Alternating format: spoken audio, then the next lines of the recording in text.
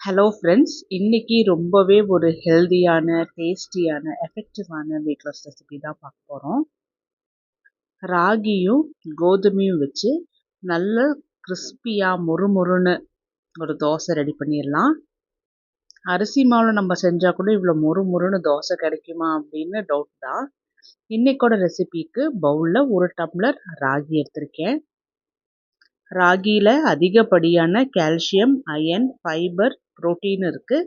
இதனால நம்மளோட போன் ஸ்ட்ரென்த்துக்காக இருக்கட்டும், பிளட்டோட சுகர் லெவல் கண்ட்ரோல் பண்ணுறதுக்காக இருக்கட்டும், டைஜஷனுக்காக இருக்கட்டும், வெயிட் லாஸுக்காக இருக்கட்டும் ரொம்பவே ஹெல்ப்ஃபுல்லாக இருக்கும். அதே டம்ளரில் 1 டம்ளர் முழு கோதுமை எடுத்திருக்கேன்.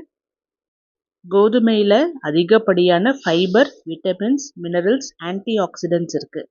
இதனால இது ஹார்ட் ஹெல்த்துக்கு, டைஜஷனுக்கு, கொலஸ்ட்ரால் லெவலில் கண்ட்ரோல் பண்ணுறதுக்கு ரொம்பவே யூஸ்ஃபுல்லாக இருக்கும். அதே டம்ளரில் 1/4 டம்ளர் பாசி பருப்பு எடுத்திருக்கேன். பாசி பருப்பில் ஃபைபர், புரோட்டீன்ஸ் தவிர அயன், பொட்டாசியம், மெக்னீஷியம், ஜிங்க் இருக்குது. அதே டம்ளரில் 1/4 டம்ளர் உளுந்தில் அயன், பி விட்டமின்ஸ் இருக்குது, கால்சியம், மெக்னீஷியம், ஃபாஸ்பரஸ் இருக்குது.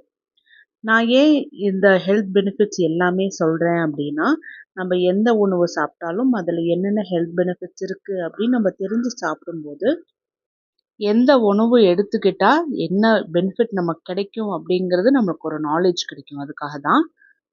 இது கூட 1/4 டீஸ்பூன் வெந்தயமும் சேர்த்தி தண்ணி ஊற்றி 3லேருந்து 4 முறை நல்லா நீட்டாக க்ளீன் பண்ணிவிட்டு, அதுக்கப்புறமா உங்கிற அளவுக்கு நல்லா தண்ணி ஊற்றி ஒரு 8 மணி நேரம் ஊற வச்சிடலாம்.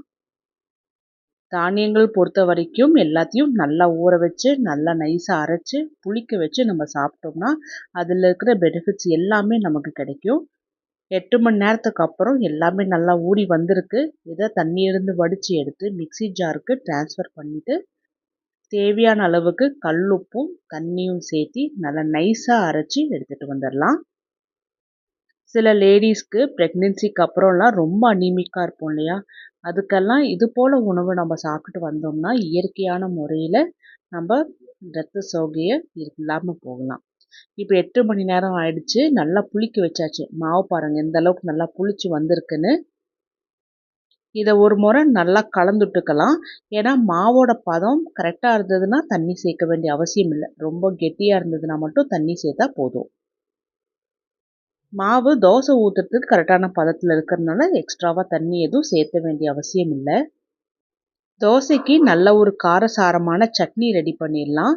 கடாயில் 1 டேபிள் ஸ்பூன் கடலெண்ணெய் ஊற்றி எண்ணெய் சூடான உடனே ஒரு 20 பல்லு பூண்டு, 2 நார்மல் சைஸ் வெங்காயம் பெருசு பெருசாக கட் பண்ணி போட்டு மீடியம் டு ஹை ஃப்ளேமில் வச்சு நல்லா ஒரு ப்ரௌன் கலரில் ஆகிற அளவுக்கு அப்பப்போ நல்லா கலந்துட்டு வதக்கி எடுத்துக்கலாம். இது பூண்டு கார சட்னிங்கிறனால கொஞ்சம் உரப்பாக தான் இருக்கும்.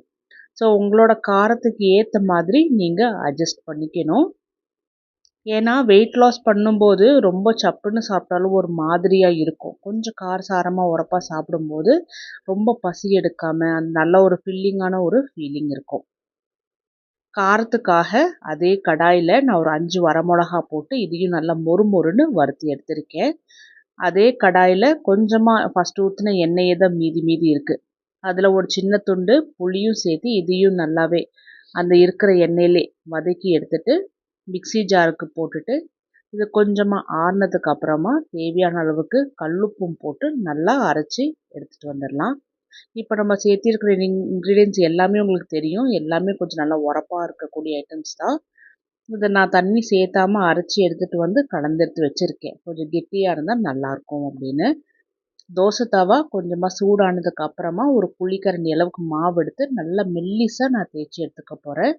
உங்களுக்கு தொன்னமாக பிடிக்கும்னா நீங்கள் தொன்னமாக சேர்த்திக்கலாம். இல்லை நல்லா மொறுன்னு வேணும்னா சேர்த்திக்கலாம். இதில் நான் எண்ணெய் சேர்த்தலை. நீங்கள் நெய் இல்லாட்டினா கடலெண்ணெய், தேங்காய் எண்ணெய், நல்லெண்ணெய் எதுவாக இருந்தாலுமே ஒரு 1/4 டீஸ்பூன் சேர்த்துறதுல ஒன்றும் தவறு கிடையாது. வெயிட் லாஸ் பண்ணுறோம் எண்ணெய் சேர்த்தக்கூடாது அப்படிலாம் இல்லை. எண்ணெய் சேர்த்திக்கோங்க.